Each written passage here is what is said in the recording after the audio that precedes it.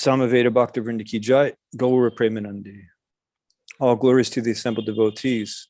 All glories to the assembled devotees. All glories to the assembled devotees. All glories to the lotus feet of Sri Sri Guru and Sri Gauranga. All glories to Srila Prabhupada. Okay. Hopefully I'm still audible. Yeah, we can hear you now. Okay, Quite clearly, good. Yeah. Okay, good. Thank you. Okay. Patim Prayantam Subalasya Putri Pativrata Chanugama Sattvi Himalayam Nyastadanda Praharsham Manasvinam Eva Sat Sampraharaha Prating Prayantang Subalayas Yaputri Pativrata Chanu Jagama Sadvi Himalayam Nyastadanda Praharsham Manasvinam Eva Sat Sampraharaha Pratim Prayantam Subalasya Putri Pativrata Chanu Jagama Sadhavi Himalayam Nyastadanda Praharsham Manasvinam Eva Sat Sampraharaha. Please chant.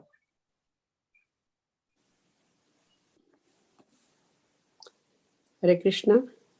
Patim prayantam subalasya putri pativrata kanujagama sadhvi Himalayam nyasta danda praharsham manasvinam eva sat samprahara. Hare Krishna. Patam prayantam subalasya putri pativrata kanujagama sadhva hevi hamalayam nayasta danda praharsham manasvinam eva sat sampraharaha. Hare Krishna. Hare Krishna. Patim prayantam subalasya putre pativrata chanu jagama sadhvi Himalayam nayasa danda praharsam manasvinam eva sata praharaha. Hare Krishna.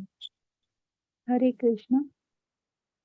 Patim prayantam subalasya putri pativrata chanujagama sadhvi Himalayam nyastadanda praharsham manasvinami vasatsam prahara.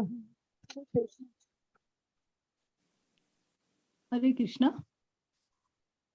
Patim prayantam subalasya putri pativrata chanujagama sadhvi Himalayam nayashtadanda praharsham manasvinam ivasat sampraharaha.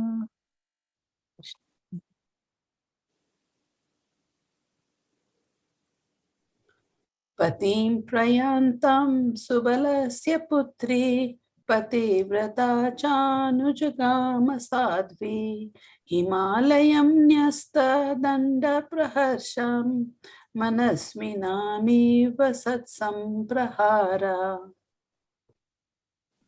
Hare Krishna.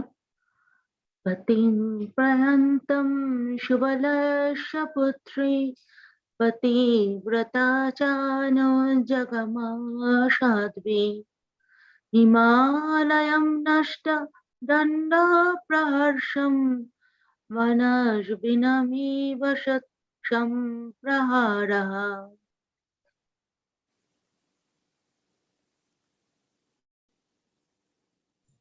Anyone else? Okay. Oh.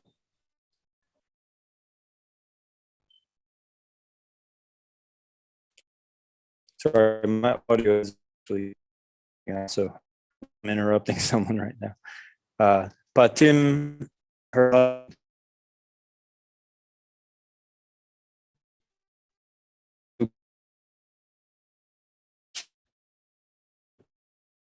the worthy devoted to Charles, who followed Alayam toward the Himalaya mountains. Nyashta Danda, one who has accepted the rod of the renounced order. Praharsha,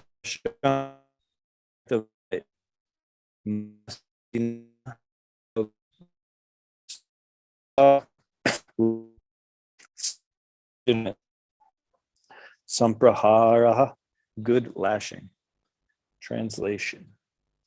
The gentle and chaste Gandhari, who was the daughter of King Subala of Kandahar, the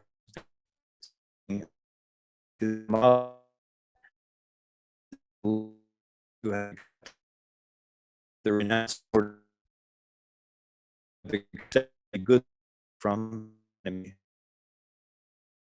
Purport. Prabhu, is there anything else you can do? Gandhari, daughter and wife of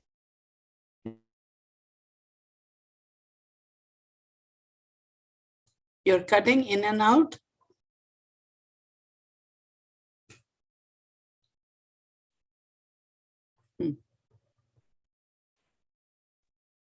Am I back? You are back now, yes. Sort of. I'm sorry. For next time, I'll try to get a better You see, internet. you're loud and clear now. Uh-huh. But Somehow it just keeps kicking me off. yeah. Yeah, Okay. all of us, we will keep ourselves on mute and we'll turn our cameras off also. I don't know if that will help. I don't know if that'll help. but yeah, okay. Let's try again then. Okay, I'll try. Did we heard the translation or no? No, I see Vindyavali Mataji's head shaking now. Okay. The gentle and chaste Gandhari, who was the daughter of King Subala of Kandahar, or Gandhara, followed her husband, seeing that he was going to the Himalaya mountains, which are the delight of those who have accepted the staff of the renounced order, like fighters who have accepted a good lashing from the enemy. Purport by Srila Prabhupada. Saubalini, or Gandhari, daughter of King Subala and wife of King Dhritarashtra, was ideal as a wife devoted to her husband. The Vedic civilization especially prepares chaste and devoted wives, of whom Gandhari is one amongst many mentioned in history. Lakshmiji Sita Devi was also a daughter of a great king, but she followed her husband, Lord Ramachandra, into the forest. Similarly, as a woman, Gandhari could have remained at home or at her father's house, but as a chaste and gentle lady, she followed her husband without consideration. Instructions for the renounced order of life were imparted to Dhritarashtra by Vidura, and Gandhari was by the side of her husband. But he did not ask her to follow him because he was at the time fully determined. Like a great warrior who faces all kinds of danger in the battlefield, he was no longer attracted to so-called wife or relatives, and he decided to start alone. But as a chaste lady, Gandhari decided to follow her husband till the last moment. Maharaj Dhritarashtra accepted the order of Vanaprast. And at this stage, the wife is allowed to remain as a voluntary servitor, but in the sannyas stage, no wife can stay with her former husband. A sannyasi is considered to be a dead man civilly, and therefore the wife becomes a civil widow without connection with her former husband. Maharaj Dhritarashtra did not deny his faithful wife, and she followed her husband at her own risk.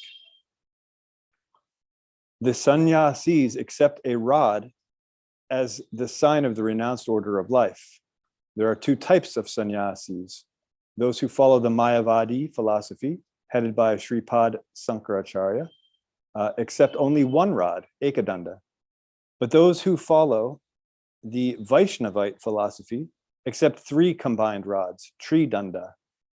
The Mayavadi sannyasis are ekadandi swamis, whereas the Vaishnava sannyasis are known as tridandi swamis, or more distinctly, trinandi goswamis. In order to be distinguished from the Mayavad philosophers, the ekadandi swamis are mostly fond of the Himalayas, but the Vaishnava sannyasis are fond of Vrindavan and Puri. The Vaishnava sannyasis are narottamas, whereas the Mayavadi sannyasis are dhiras. Maharaj Dhritarashtra was advised to follow the dhiras because at that stage it was difficult for him to become a narottama.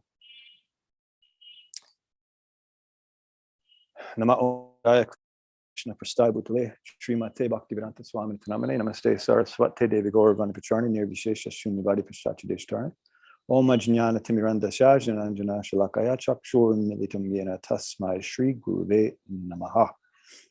Vanchakalpa Trubhyas Chakripa Sindhubhya Evacha Patitanam Pavanebhyo Vaishnavebhyo Namo Namaha.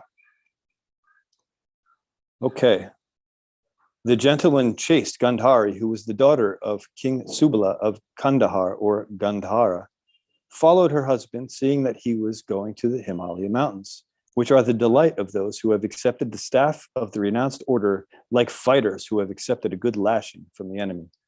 So the analogy here, the fighters who have just received a good lashing, means Dhritarashtra, he was just told by Vidura, basically, you're living like a dog eating scraps, and this is the point, this is the time in life, you're getting old, that you should go with some dignity, go north to the Himalayas and perform your proper duties, meditate on the Supreme Lord and, perform yoga and like that.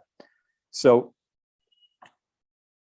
the analogy given is suitable because it's talking about fighters who have just gotten a good lashing, right? And so not only did he get a lashing from Vidura, but also lashing in life in general. So it says that he couldn't a narottama. A narottama means human, and uttama means topmost, so the topmost human. Whereas dhira, it's also nice. It means intelligent. Srila Prabhupada translates it as. It's also translated as grave, like that. So it's still a good position. It's just not the best position. So he figured he would take advantage of the position that he had, right? And so he went to the Himalayas. Now, Gandhari, she could have stayed home. She could have went and stayed with her father, or she could have chosen to continue following her husband. Now, Gandhari is very chaste. We've already read that, when she found out she was marrying Dhritarashtra, who was blind, she voluntarily bound up her eyes with silk and linen so that she was also blind. She followed him no matter what. She just, this is her chastity. Even when she knew he was making a mistake, followed. And as Srila Prabhupada points out in the purport, the Vedic civilization especially prepares chaste and devoted wives, of whom Gandhari is among the many mentioned in history. So the special benefit that a wife is given if she remains chaste is that just by being chaste, that actually pleases Krishna, even if the husband isn't doing the right thing, right? So a woman who's chaste to her husband, even if he's not perfect, will actually derive benefit. That's how the Vedas have established it. And so Gandhari, understanding this, she's known that her husband has made some mistakes, but she's stuck by him the whole way, and she's become very powerful because of this. So one of the things that happened as a result of her chastity is that she was able to give Duryodhana, she was able to basically make his body like steel, right? Just by glancing at him. So the deal was she told him, okay, tomorrow when you come to see me, you come naked, and I'm gonna, pull up my blindfold. I'm gonna look at you, and your body it'll basically become iron. No one.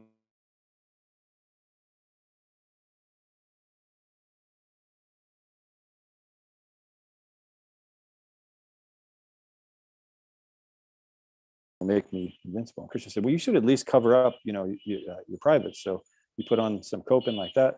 And so he did. And so when Gandhari saw this, and, because she flipped up her blindfold, and then, so she said, what are you doing? I told you to come naked. Now there's going to be an area that's, vulnerable.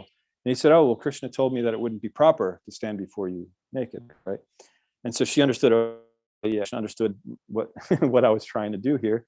And she just sort of smiled. So she understood. But she had that power, that potency, just from being chaste, right? So what I want to talk about today is, because this kind of parallels what's going on in. So I'm in Mayapur teaching Bhagavad Gita classes now. We're in the first chapter, and in the first chapter, Arjuna talks about how Vedic civilization, the way that it runs, that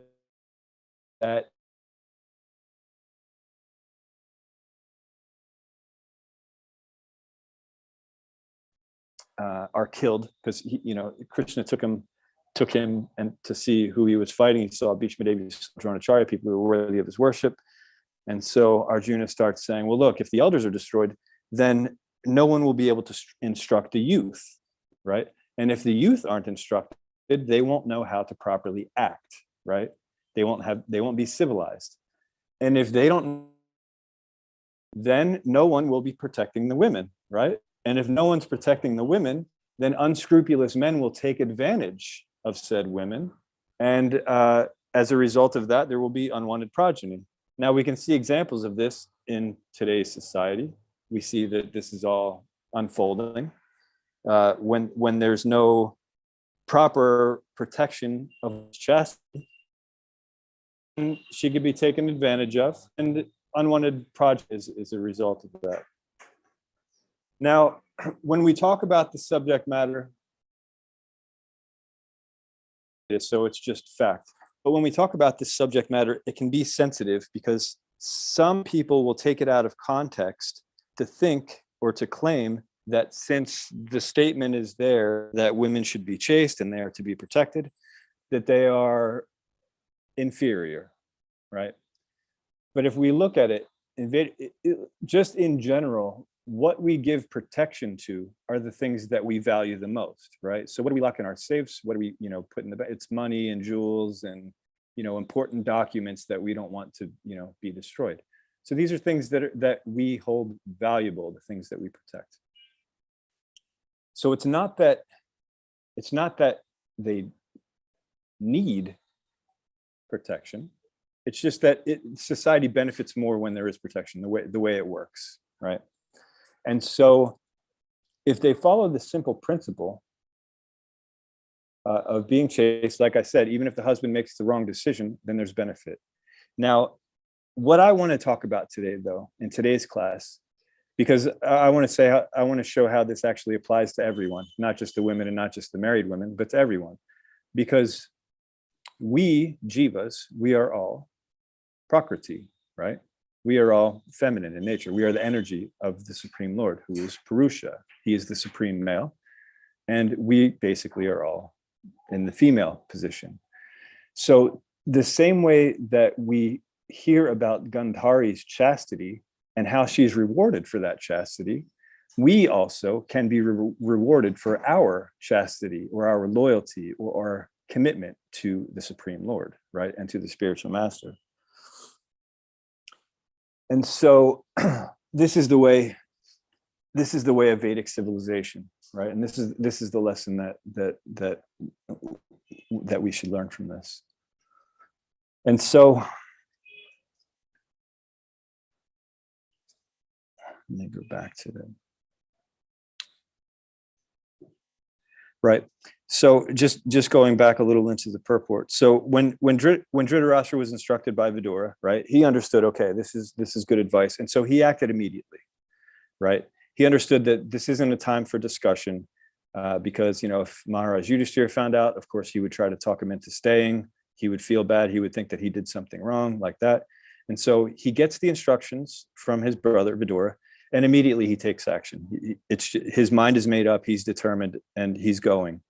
And he doesn't converse with anyone. So Gandhari, she understands what he's doing, and so she goes with him. Right? They don't tell anybody. And so this is how it's be. So also in the Bhagavad Gita classes, we're talking about how Krishna, in the same way that Krishna took Arjuna, Arjuna asked him to draw the chariot between the two armies so that he could see who assembled to fight. And so what Krishna did was he took them, the Kauravas have a very vast army, yeah? But the way Krishna sort of situated the chariot is so he could see the whole army, but right there, in the middle of his vision was Bhishma and Drona, those who he's most affectionate to or attached to, right? And so when we as aspiring Vaishnavas, when we become sincere in our devotional service, Krishna will reveal to us our greatest weakness, right? Or our material attachments. He then also provides us with the way to overcome that attachment, right? So in Arjuna's case, he's saying, okay, here's your greatest attachment, your familial attachment to these, respectable persons. But this war has to happen. I've already killed them. It's just a matter of time. You are just to be an instrument, and you go and you do this. So he's saying, this is your attachment. This is how you confront it, by fighting. But it's up to Arjuna to actually do that, right? So in a similar way, we as aspiring Vaishnavas, when we become sincere, Krishna will show us what our weaknesses or attachments are. He'll show us what we are meant to do in order to overcome that. But then it's up to us to actually follow through with that or not. Right? So Dhritarashtra, he got advice, Dhritarashtra, he got the advice from Vidura. He understood, okay, yeah, this is what to do. And then so he followed through with it. So that's certainly good on him. And so that's what we are to do as well. Now, it's also pointed out that if we don't follow through with that, so if we say, okay, Krishna, I understand, yes, that is an attachment that I have, and I appreciate the fact that you are showing me how to overcome this, but I'm just not ready yet. I'm just not ready to give up this particular material attachment. Right. And this is a fairly common thing that happens is we pray for something because we know it'll be beneficial to us. We know we want it, but we still have an amount of material attachments that's keeping us from actually grabbing on to that which we are praying for. Right. And so whenever Krishna reveals to us what a certain attachment and how to overcome it, it's in our best interest to act immediately the way that Dhritarashtra did. There's no time for having a discussion or being mental about it or trying to weigh the pros and cons. No, Krishna's showing you exactly what to do. So you do it, right? And what happens then is Krishna sees, okay, now he's on the right path. So not only are you becoming purified by overcoming your previous attachments, but then you're also showing to Krishna that you're willing to continue on going like that. And then so he'll show you the next one, right? He'll show you the next attachment. Because in this material world, we have so many attachments, but we can't identify all of them. We think we're doing quite well. Each of us has our own unique set of modes of material nature that cover us. And basically, we make decisions on how we live our life based on our experiences and based on the knowledge that we've attained from our teachers like that, etc. So essentially, we all think we're doing fairly well. We think that we're doing a pretty good job in life. There are a few things maybe we would change in the future, but right now I think I'm doing quite well, right? So it's not that Krishna just shows us all of our attachments right off the bat, because there's no way we could even handle that. We wouldn't even be able to, it would blow our minds. So gradually, when we're ready and when we're sincere, he'll show us little at a time. Okay, here's an attachment that you have. Here's a way to overcome it, and it's up to you to follow through with that. And so that's what we do. And as we successfully go through this process, then the next attachment will be revealed, and then we can continue to make devotional progress. Now, like I said, if we are reluctant to follow through with what Krishna is presenting to us through Guru, Sadhu, and Shastra, then it'll be a while before the next attachment is revealed to us, because Krishna will say, okay, he's not quite ready yet, right? And so then we'll be in a state of sort of stagnance in our devotional life. We'll be in a position where, we're not going backwards, but we're not really making so much forward progress. So it's not a very good state to be in. And so from Gandhari's example, her chastity, for us, we can apply this in our lives, because whether we were born into a male body or a female body, or whether we're married or unmarried, we are to be chaste to Guru and to Krishna. And there's a similar benefit of, that the Vedas gives to women who are chaste to their husband, even if they're doing the wrong thing, also to someone who's chaste to Krishna, right? And to the Guru. Because the Guru takes responsibility. The Guru gives instructions. If we follow those instructions, if we're chaste to those instructions, then what we just get benefit just for doing that. It doesn't matter what the result is after that, because Krishna wants us to follow Guru, follow Sadhu, follow Shastra. And so there's automatically benefit there, whether the material outcome is positive or negative. And so we can learn from this example of Gandhari, who at every stage of the game, she's just completely loyal. So we also learn from Chaitanya Mahaprabhu in a Shikshastika that, I know only Krishna as my Lord. He could handle me roughly his embrace. He could ignore, he could do all these things. It doesn't matter. He's my Lord, birth after birth. And so this is the level of chastity and loyalty that we as aspiring Vaishnavas are all meant to have. Let's make sure I covered everything here. Yeah, we already covered the difference between the Narottamas and the Dhiras.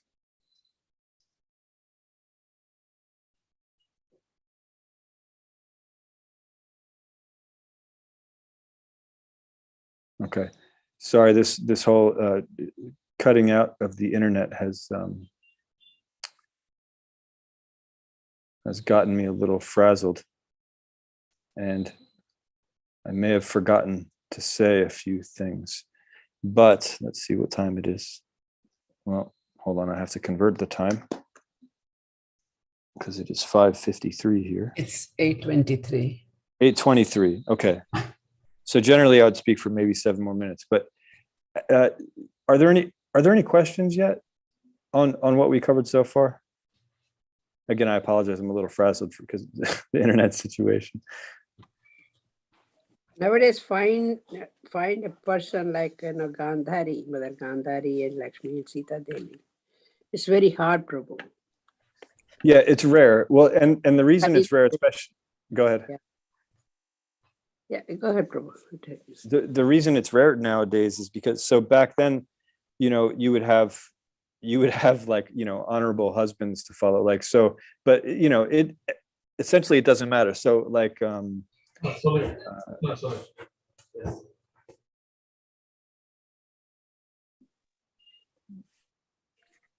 Hello? Oh, sorry. So there, but for the example of Gandhari, even though her husband wasn't perfect, she followed anyway. So there was benefit there, either way. So in the age of Kali, we don't even have people on the level of Drashtra. So it can become, it's not as easy. But if we approach it in an intelligent way, the benefit will be there. But either way, what we all can take from it is that we are to be that chaste to Krishna. If we can't do it in any other circumstance, then that chastity at least must be there. But it's just a nice added benefit, because every birth has its plus and its minus, right? Its plus side and its minus side. And so the benefit of being a woman is that you are able to do that, and you get just benefit just by doing it. Prananath Prabhu, you have your hand up, please. Hare Krishna, Prabhuji. Hare Krishna. What was the destination reached by Dhritarashtra at the end of this process?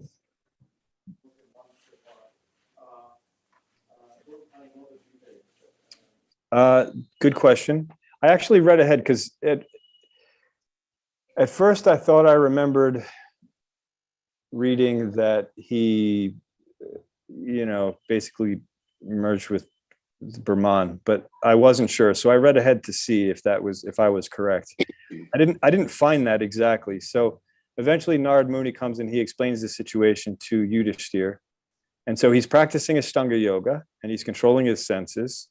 And he merged his intelligence, and so he followed properly.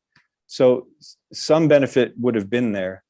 It wouldn't have been the ultimate destination that we're after, but it looks like it could have been liberation. But I can't answer that authoritatively at this point. I'd have to find where I saw it before. Okay, Prabhuji, thank you. Because I was also a little confused. I thought through Ashtanga Yoga, he went to,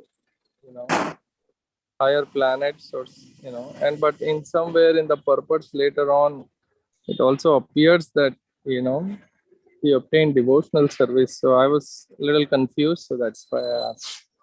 Yeah, like I said, I can't answer that with authority because I remembered it one way, but I could have been remembering another story, and then when I went to look for it, I couldn't find it. So it's got to be somewhere in another commentary.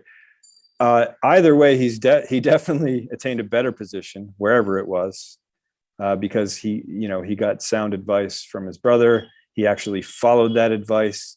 He followed the process, and so something good had to have happened, but I don't know exactly what it was. I'm sorry. Thank you, Prabhu. No problem. Sure. Thank you. Hare Krishna, Prabhu.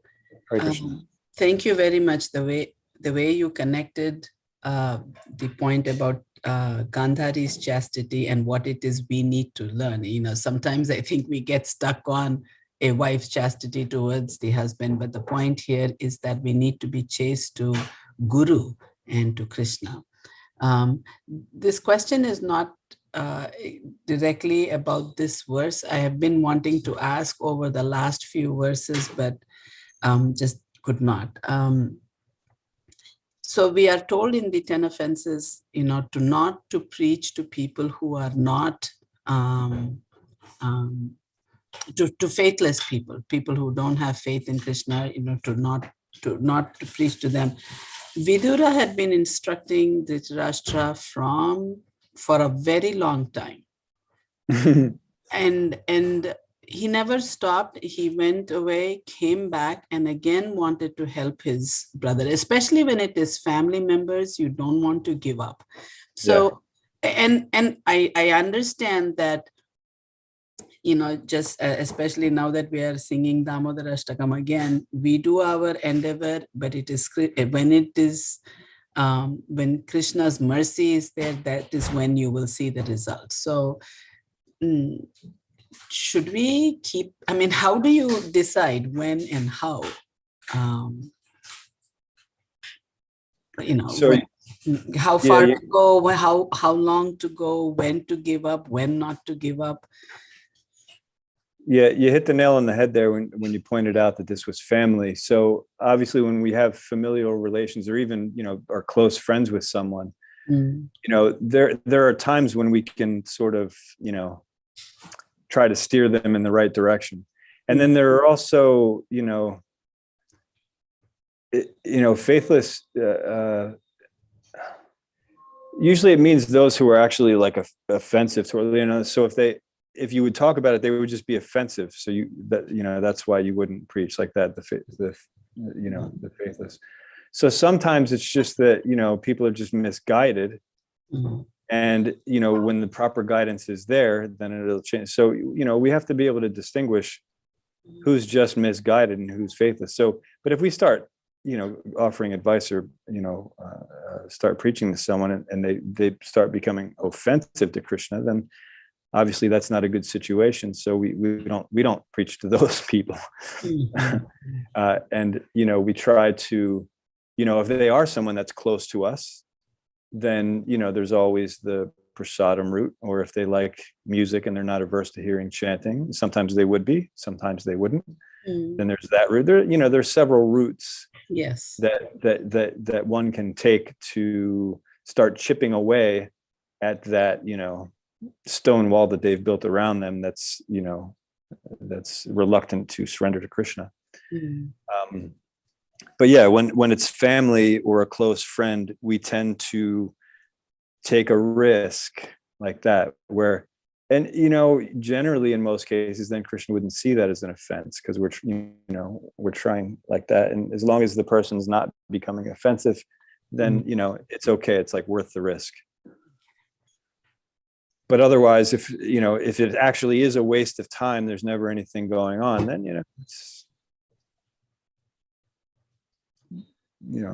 then sometimes that we just have to, like I said, go the other route, give some prasad as often as possible, and wish for the best, hope for the best. I really like the way today you said why women are protected, making that analogy that we protect what is valuable. Even yesterday, I was talking to my son, and there was that difficulty, Right. for him to understand. So and exactly how you had said, it is interpreted as women being weaker or not intelligent or whatever. But yeah, we've really gone off track, and it's.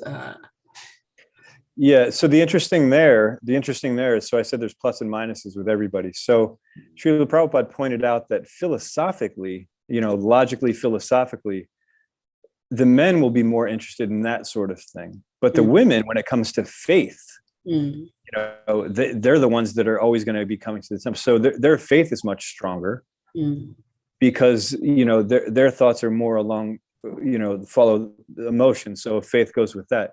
And so, men tend to be more logical, so they'll debate like that. But actually, that's, in most cases, the women have more of a benefit there, because you can easily become distracted also. I mean, obviously, with faith, you can also become distracted if you put your faith in the wrong people. Mm-hmm.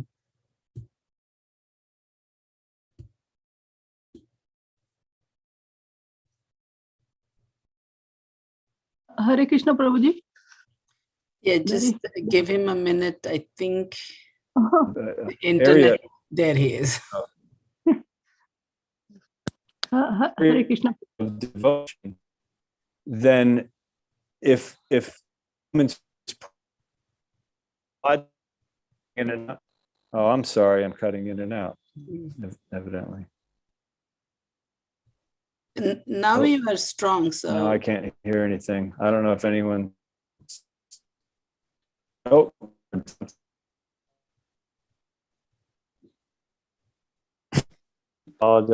Somehow I'll have to figure out a way. Can you hear me, Prabhu? I don't know what the last thing you heard was. I can hear you, yeah. Yeah, now you are Maybe good. Maybe you can't hear me. Okay. I don't know what that you heard. But essentially, since women have the advantage of the faith, then if that's put into Krishna, then that's great. They'll reap a lot of benefit. But even if men try to take advantage of their the logic that they have, even when they're trying to aim it at devotion, if they're personally motivated, they can become very distracted by that. And so they'll engage in, unnecessary debates, that can become impersonal, it can become like that. And so,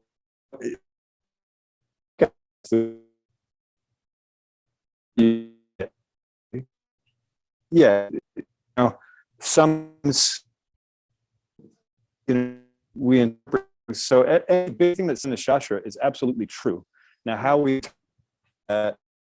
may come to this with different. So if we're coming from a background that's, say chauvinistic, for example, we'll see statements like we'll leap, another statement. But just the statement, the statement is there that women are less intelligent, but it doesn't mean that they're dumber or not as smart. It just means, like we were talking about with the faith instead of logic, they'll put more faith in something, whereas the men will think more in terms of logic. So emotion versus logic. So the example I generally give is if, you have a husband and a wife and they're there and their small child is playing in the park and they notice that there's a large beast coming at them, a bull, it's right straight for the child, and will tend to be and child, like the child, and sort of distractible, will harm the child. They're both trying to harm the child, or they're both trying to protect the child, but they're doing so in a very different way. And they'll each think the other one is crazy. Like the man will be like, what are you doing? You're just getting in front of it, but it's going to hurt both of you, right?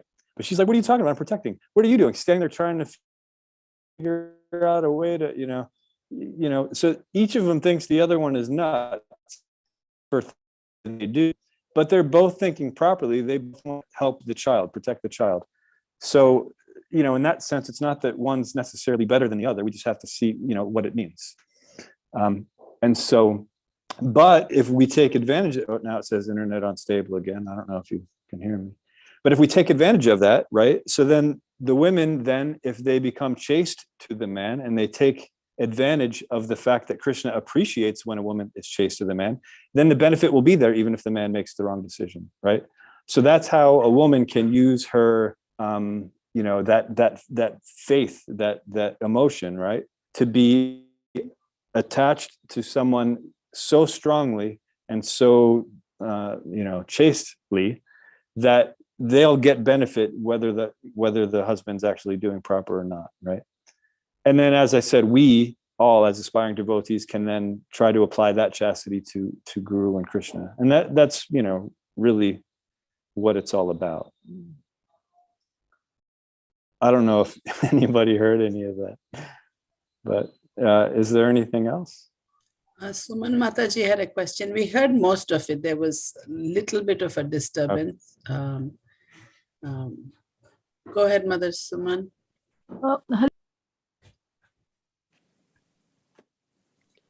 You're muted.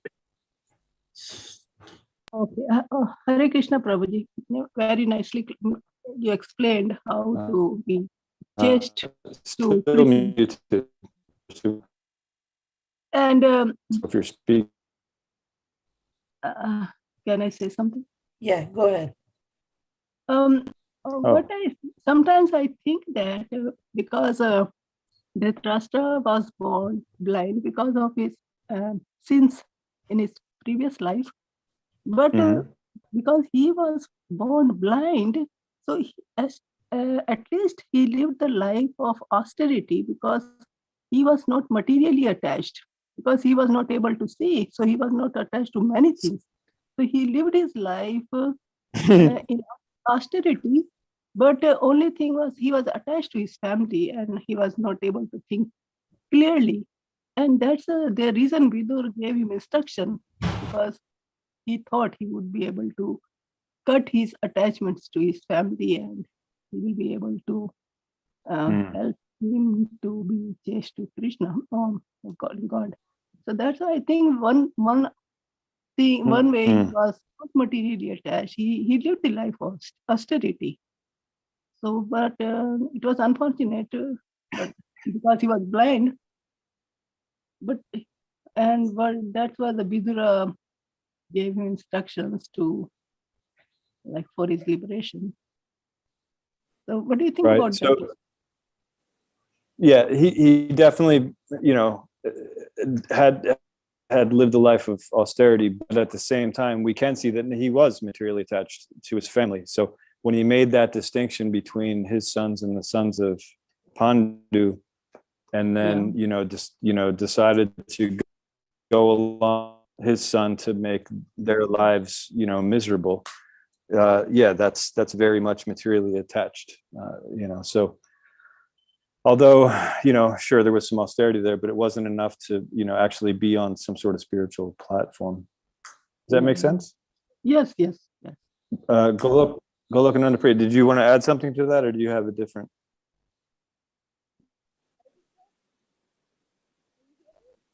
Yes.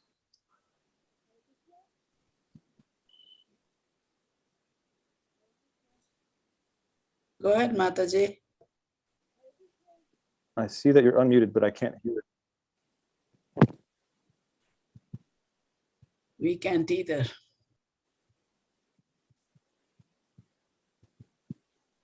So I see she's unmuted.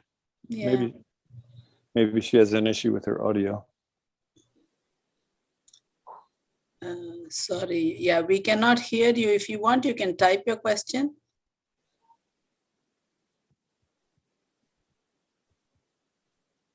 Yeah, for next time, I'll try to get a better internet situation. I'm using the Wi-Fi at the school, which I thought would be powerful enough, but maybe I'll try something else. It's pretty good. I mean, every now and then we lost you. Okay, go ahead, Mother Vindhyavali. Yes, Prabhu. See, coming to the women, women are weak or something. Sometimes they say women are very good for, I heard, like women is like for husband, she's like a, what is that, advisor, all the time. And then she's, when she's giving food, she's like a mother. Like that, women has some characters, okay? Yeah, so I thought, not all of them, some of them, when they give advice to husband, it might be very good advices, They're not weak, they're strong. But how far they think and they say, no, my wife is all the time chastising me, she's always behind me, she always does like that. That then I don't say anything, but that kind of man. But if they think that she also gives some good advices, then there is like thing, when she gives food also, she gives like mother, and after mother, she is the one who takes care of him. So those are the things, and women are not always weak. And she has all the personalities, like raising children and everything, takes more care of the family. And then one more thing I want to ask, I don't know whether it was long time ago, but they used to do sati sahagaman, like when husband passed away, they used to put the wife also in the same fire. They used to do long time. That's what Gandhari does. Yeah, Gandhari. But not that she didn't go there. She just wanted to follow him. Is that right? So a lot of these things, slowly they stopped.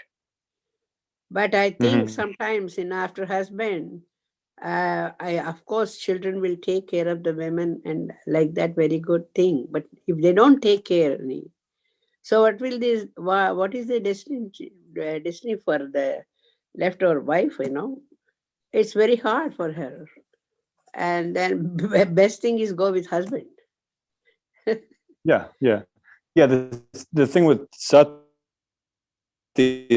is it's not mandatory, but if you choose it, you get some benefit for it. So there was a issue long ago, in India where it was actually banned because people were actually just throwing a widow onto the fire. You know, she didn't want to go, but they were putting her anyway.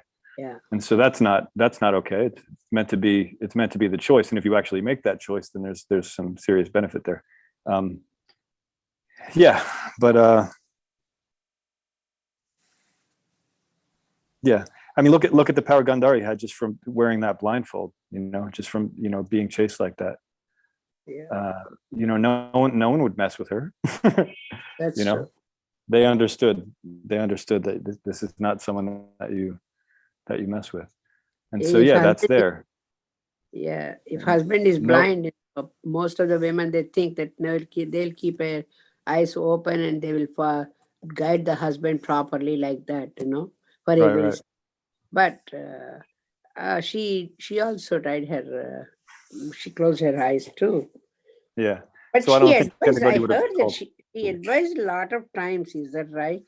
For Drashtra. Sorry, she did what?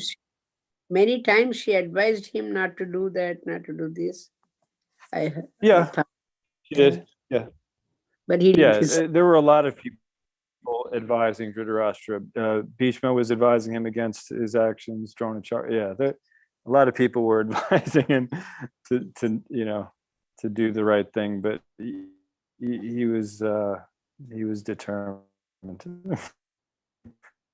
Anything can be used either in Krishna service or in self-consciousness. Unfortunately, he was using his determination not for Krishna service, but to serve his own selfish purposes. But luckily, he had a nice brother who was able to preach to him before it was too late, and at least he got some sort of better destination there. Thank you very much for a nice class. Sure.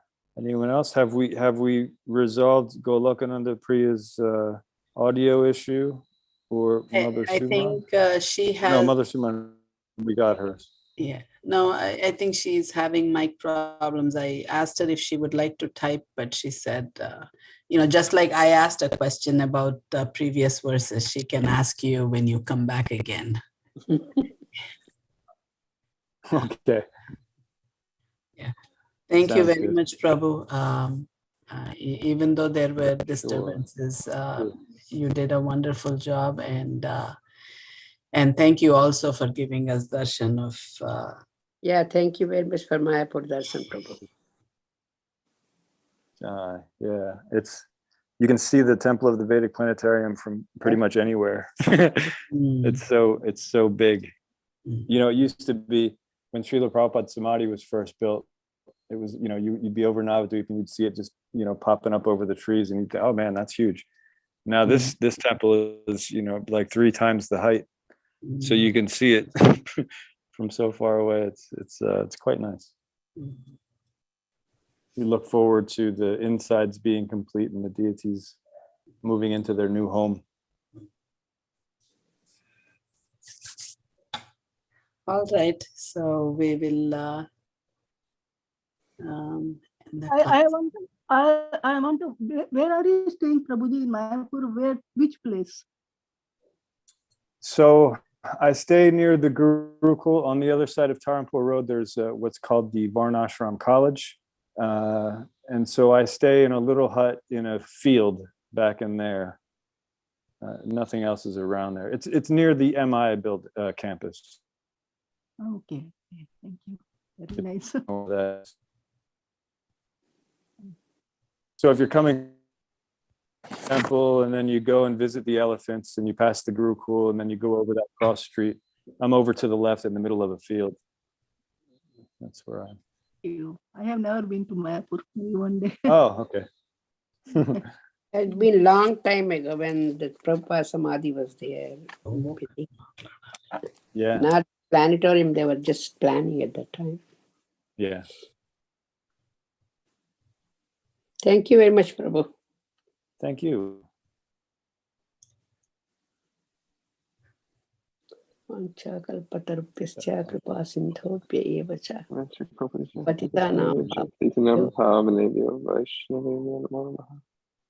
Hare Krishna to everybody. Thank you. Hare Krishna. Thank you, Chaitanya Prabhu. Thank you, sir.